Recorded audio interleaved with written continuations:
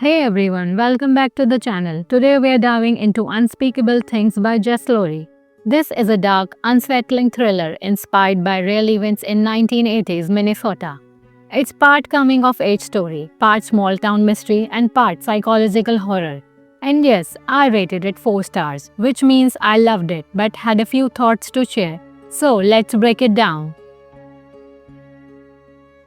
The story is set in a small Minnesota town during the 1980s. On the surface, it looks like the kind of place where everyone knows your name. Kids ride bikes through the street, and life feels safe.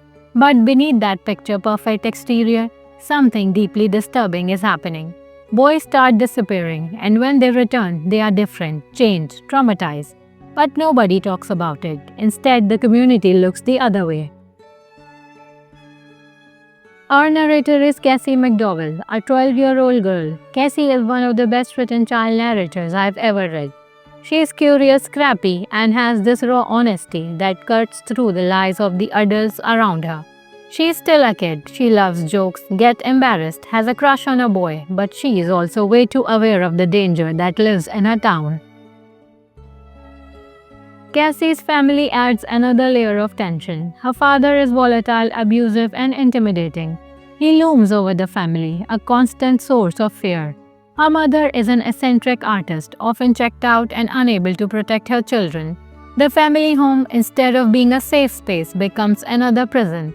Cassie doesn't just have to survive what's happening in the community, she has to survive inside her own house. One of the most haunting elements of this book is silence. Everyone knows something is wrong. Boys vanish, come back broken, and yet the town whispers instead of confronting the truth. This theme reflects how communities sometimes chose denial over justice.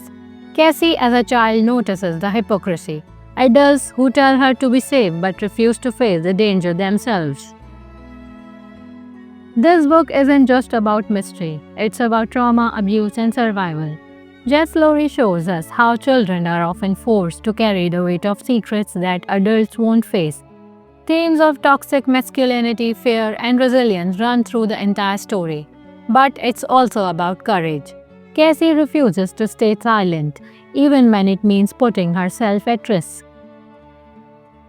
Lory's writing is sharp but lyrical. She captures the innocence of a child's perspective while weaving in an undercurrent of dread.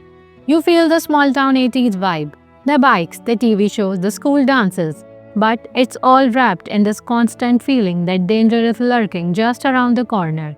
It reminded me of Stranger Things, but without the supernatural. The monsters here are all human. So what did I think? Unspeakable Things shook me. It's raw, it's disturbing, and it's the kind of book that sticks with you after you close the last page.